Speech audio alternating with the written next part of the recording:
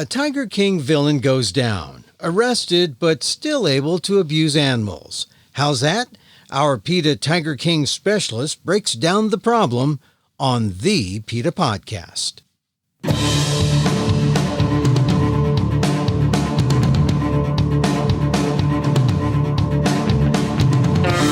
Welcome to the PETA Podcast. I'm Emil Guillermo, your host for this inside look at animal rights. Brought to you by PETA, the largest animal rights organization in the world. On today's episode, you may have heard of Doc Antle, one of the villains in the latest iteration of the Tiger King series on Netflix, but no one expected him behind bars. This month, Antle, 62, and 4 others were arrested in Myrtle Beach, South Carolina on 10 counts of trafficking wild animals like cheetahs and chimpanzees. They're also accused of laundering more than $500,000 in cash in connection with smuggling people across the Mexican border. Brittany Peet, PETA's Deputy General Counsel for Captive Animal Law Enforcement, that spells out CALE, tells me that Antle's arrest was a surprise considering his long record of abuse going back 30 years and still being able to stay in business. Pete said the problem has always been the USDA's failure to do its job, to shut down Antle's animal businesses that sell abuse as entertainment. The arrest was brought on by U.S. Fish and Wildlife and the Justice Department. Will the USDA do its job now? Here's my conversation with Brittany Peet on the PETA Podcast. You really can't underestimate what a huge deal this is. Doc Antle, who is, to be clear, not a doctor. His real name is Bhagavan or Kevin. He just identifies as a doctor, I guess, but he is absolutely not. He does not have a PhD. He does not have any sort of medical degree. He was thought to be sort of untouchable among the animal exploiter crowd.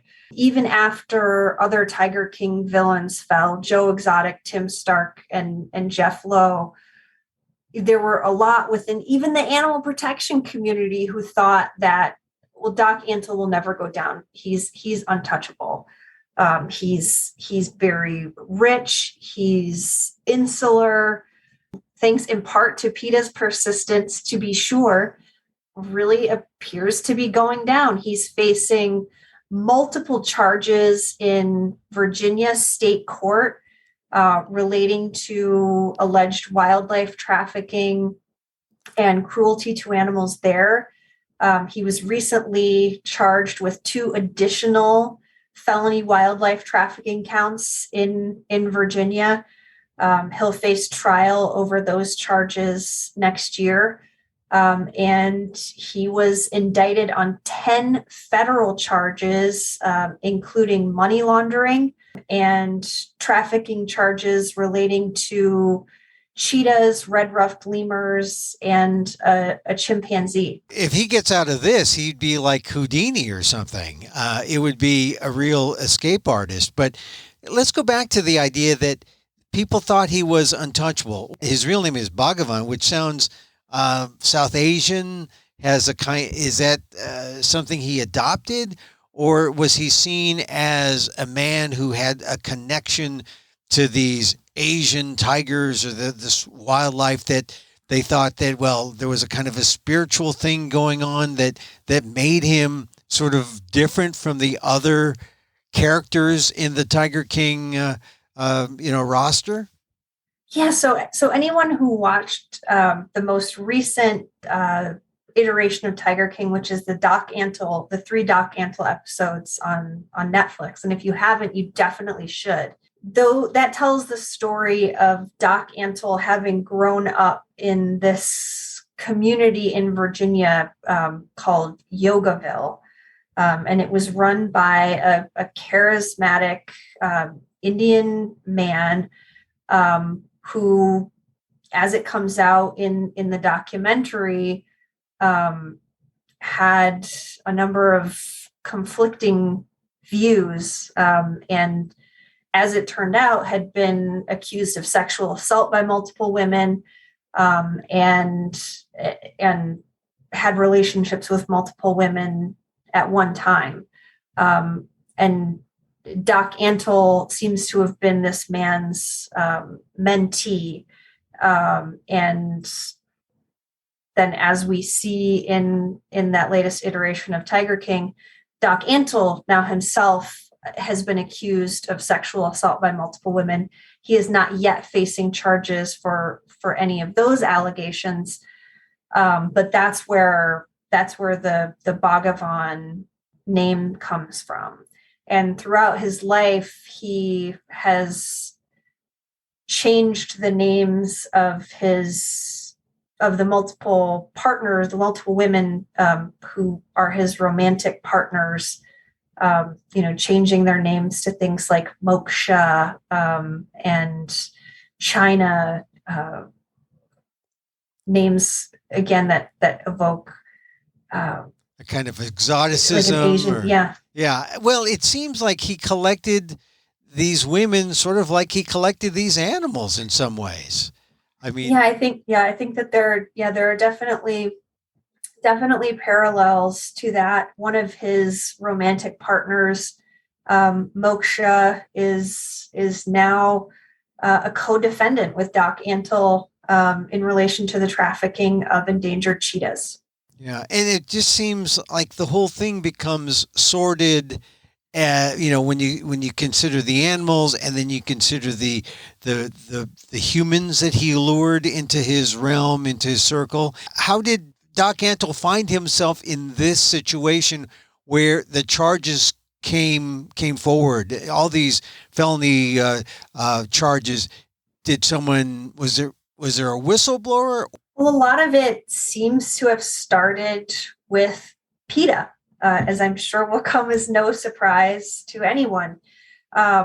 Several years ago, PETA was pushing hard for the state of Virginia to investigate a roadside zoo called Wilson's Wild Animal Park, where animals, including lions, tigers, and bears, were being held in absolutely atrocious conditions.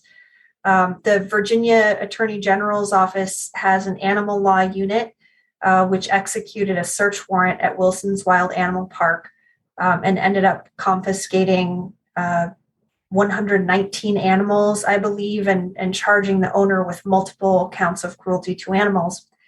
And when they executed that search warrant, as is typical, they also appear to have confiscated electronic devices, we assume, and records. And so we assume that that's where the Virginia Animal Law Unit, either that or through interviews with the owner, learned that the owner had engaged in, or that the owner had sold lion cubs to Doc Antle.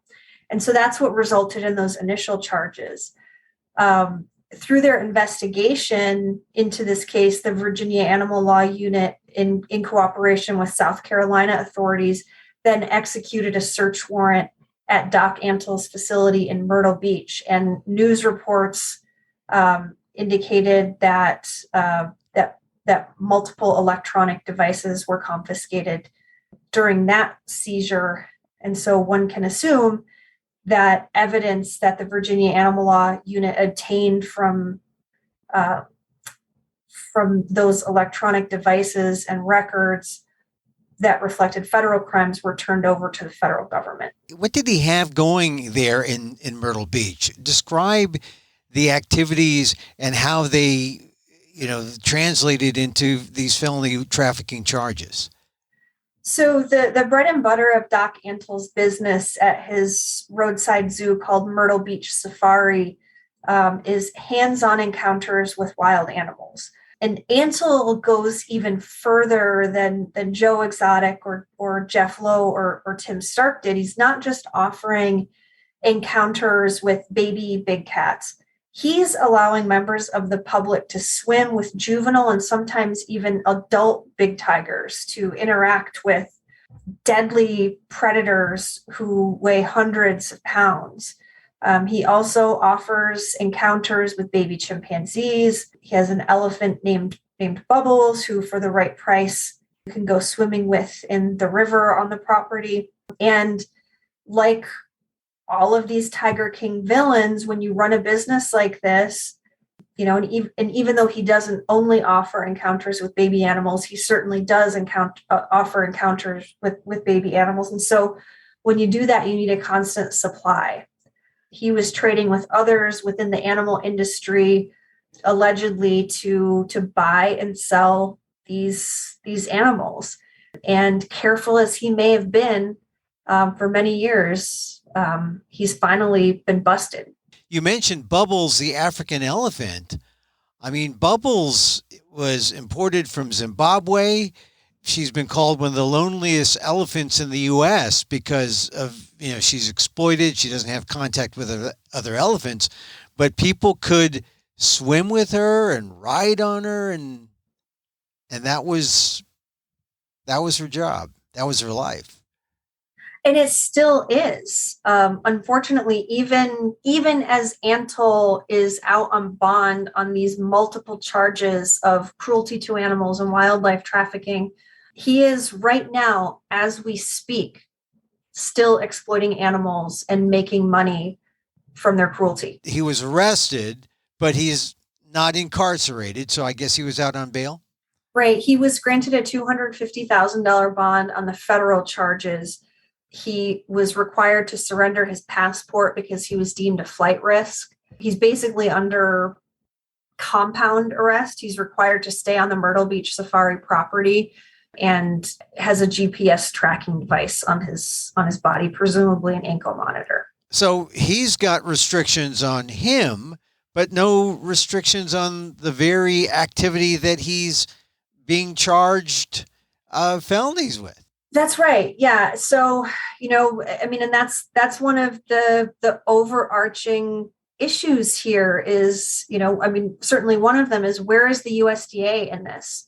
Even as we all knew that these activities were going on, the U.S. Department of Agriculture is the one that has access to the records that even PETA doesn't have access to through the public records request process.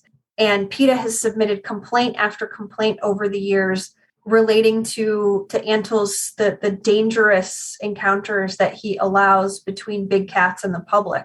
Most recently, PETA submitted a complaint to the USDA accusing the agency of affording Doc Antle special treatment, even as other exhibitors within the industry are being cited for violating the Animal Welfare Act by allowing encounters between the public and adult big cats.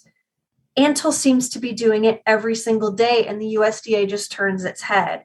And so as we've seen this barrage of charges come down against Antle, it's long past time for the USDA to finally do its job and to revoke Doc Antle's license so that this cruelty can end once and for all. So the USDA still allows him to do this, but the federal charges were brought by...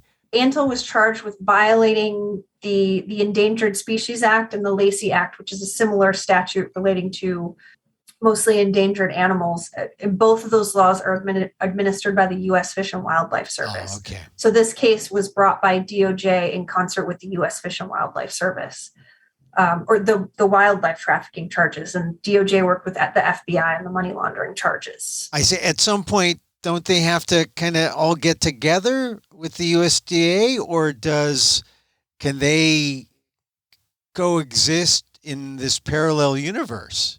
We'll see, right? I mean, the USDA doesn't have a great track record of cooperating with other federal agencies and for cracking down on their own licensees.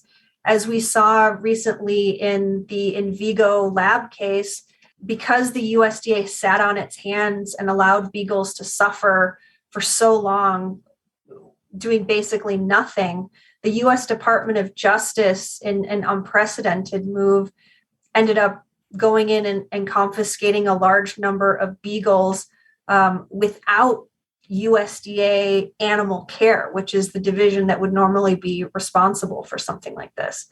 It just remains to be seen. And I think the question is just whether USDA's animal care division is ready to step up or not. And if not, they're not doing their jobs. They're not fulfilling their statutory mandate to ensure the humane treatment of animals, and it's time for those employees to be fired. Well, how frustrating is it for you as a PETA counsel or for the PETA Foundation to try to, when you're trying to fight this, the government is coming from all these different directions. You've got Fish and Wildlife and the DOJ on one side, you got USDA on the other side, and it seems like, I mean, tell me about the frustration there for you. Right. And I think one of the main issues with that is the contrary message that it's sending to the public. Because PETA is trying to communicate to the public, and this is the position that DOJ and the U.S. Fish and Wildlife Service have taken too, that big cat cub petting is cruel, full stop. That because the big cats have to be separated from their mothers right after birth, it's traumatic to both the mothers and the big cats. And PETA has proven that in federal court, and we have federal precedent under the Endangered Species Act for that the U.S. Department of Justice adopted in its own case against Jeff Lowe. Meanwhile, the USDA still hasn't caught on to that and still allows big cat cub petting, even though it's been found to have violated this other federal law. PETA is attempting to address that. We recently submitted a petition for rulemaking to the USDA, calling for what we call it would be a new section or new category of protections under the Animal Welfare Act for animals that we call large carnivores. And so that would include big cats, bears, wolves, and hyenas. And it would incorporate into those specific regulations a ban on all cub petting and a ban on premature maternal separation of large carnivores, so that the USDA would finally be, the USDA's Animal Welfare Act would finally be consistent with that federal precedent under the Endangered Species Act. So the rules are also in conflict. It's not just the agencies. The rules are not quite in sync. Right. The Animal Welfare Act does not reflect both current ESA precedent, which holds that big cat cub petting violates the ESA, as well as other federal government positions. The U.S. Department of Justice and the U.S. Fish and Wildlife Service both took the position in their litigation against Jeff Lowe, that their civil litigation against Jeff Lowe, that conduct violates the ESA.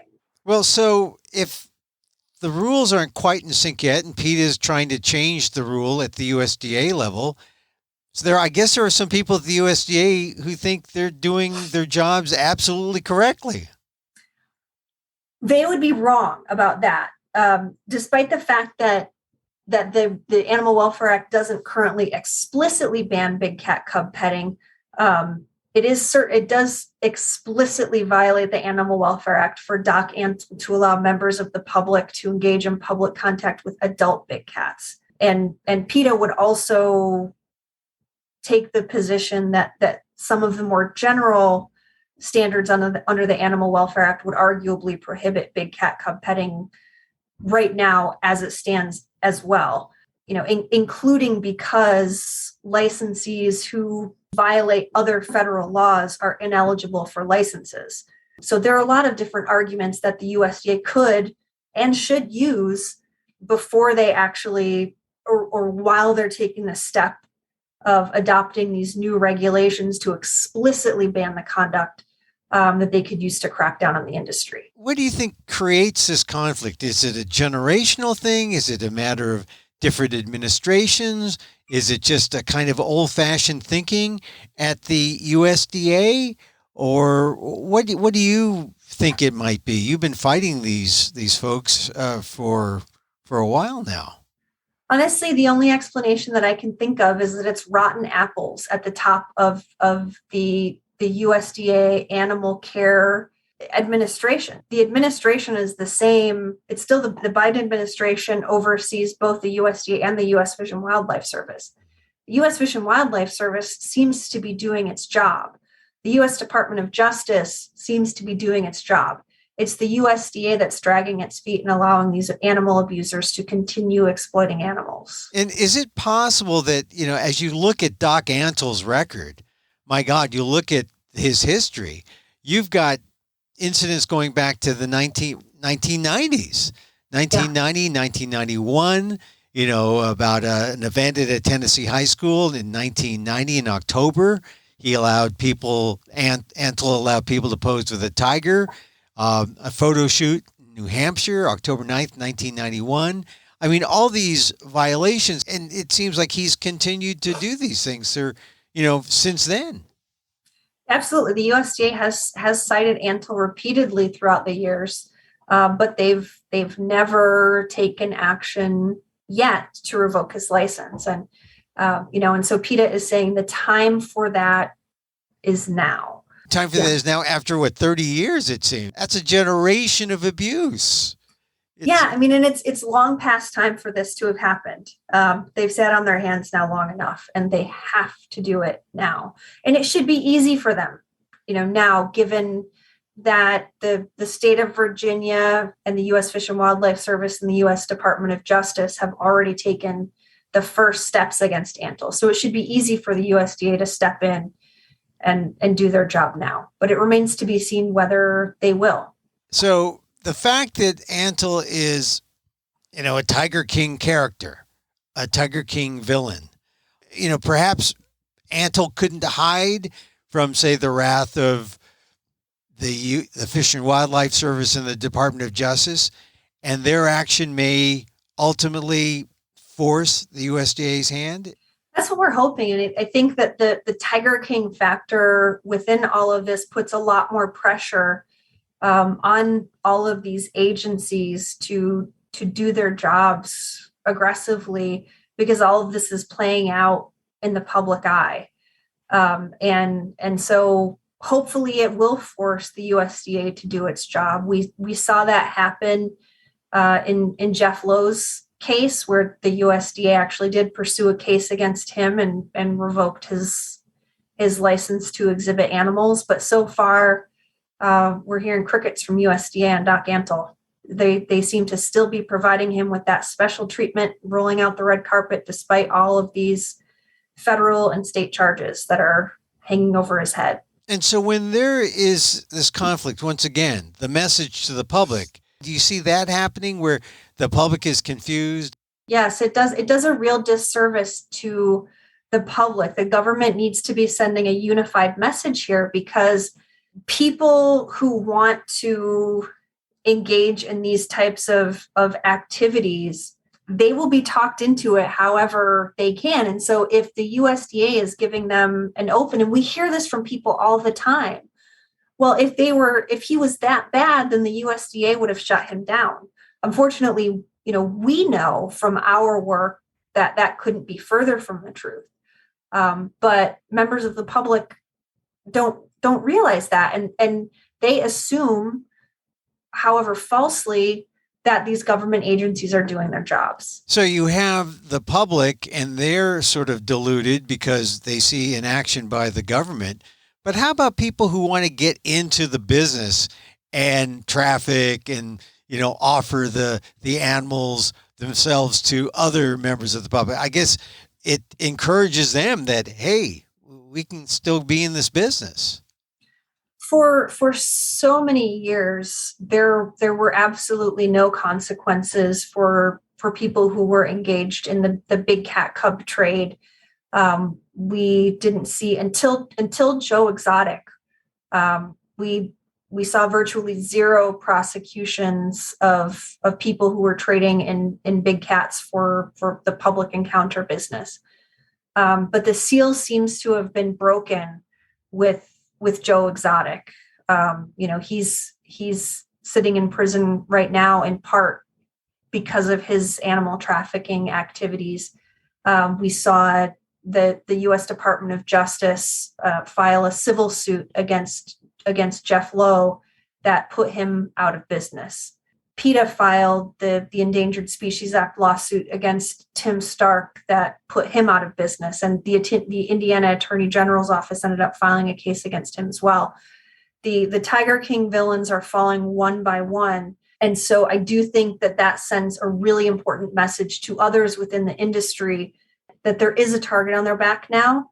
And so we're not only not seeing new people come into the big cat cub petting arena, we've seen the numbers of facilities offering big cat encounters plummet in the last few years from nearly 30 to just 2 right now. One of those is Doc Antle. So it'll be interesting to see how long he lasts. And I guess the big determinant is when the USDA will really clamp down, I guess. We'll see. We'll see if they do. I think that another thing that we could potentially expect to see happen here is a civil suit from the U.S. Department of Justice, like the one that they filed against Jeff Lowe. And so that would be something alleging that the premature maternal separation of endangered animals that occurs at Myrtle Beach Safari, including big cat cubs, chimpanzees, and the use of those animals in public encounters, which would include Bubbles, the elephant, who is also a member of an endangered species, that all of that conduct violates the ESA. And if the DOJ files a suit like that, that could lead to a civil forfeiture of all of the ESA protected animals at the facility, which is what we saw happen in Jeff Lowe's case. So I'm keeping my eyes out for that and hoping that will happen, because I just don't have any faith that the USDA will do its job. Thankfully, the U.S. Department of Justice has an awesome record on these cases now. And they definitely have, as you put it, an awesome record, thanks to the urging and how PETA has exposed these roadside zoos and these proprietors. That's right. And PETA laid the groundwork for these cases in our lawsuit against Tim Stark, where we got that first ever ESA precedent about the big cat cub petting industry, which the DOJ relied on explicitly in its case. And ESA, of course, Endangered Species Act. Yes. And so until we see this, maybe a civil suit coming and maybe some action on the part of the USDA on the felony charges against Doc Antle, we're going to have to rely on the public knowing that they should not patronize Doc Antle in Myrtle Beach, and nor should the public patronize any proprietor of a roadside zoo anywhere in the United States. We know that horrific things are going on at Myrtle Beach Safari. There are tigers and baby chimpanzees and Bubbles the elephant and so many other animals being terrorized every single day. So the faster that people stop lining his pockets with money, the faster he's going to have to go out of business.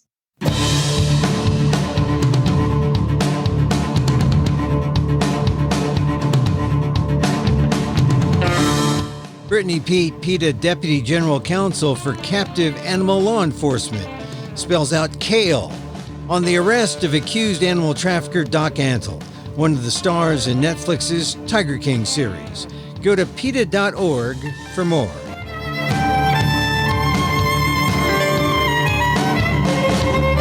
And that's our show for today. Thank you for listening. Don't forget to send a link of this show to your friends and tell them you like the PETA Podcast.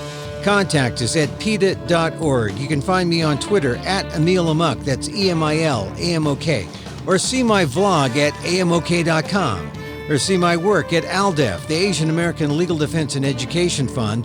That's ALDEF, AALDEF.org/blog.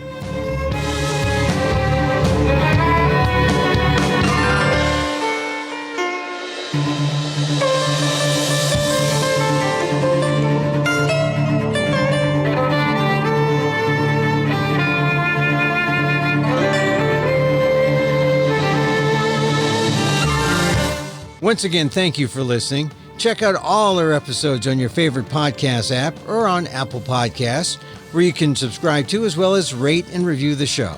It helps get the word out about the issues you care about. Our music is provided by Carbonworks. Check them out on YouTube. And join us again next time for more insight into animal rights and the fight for a cruelty-free world on the PETA Podcast. I'm Emil Guillermo.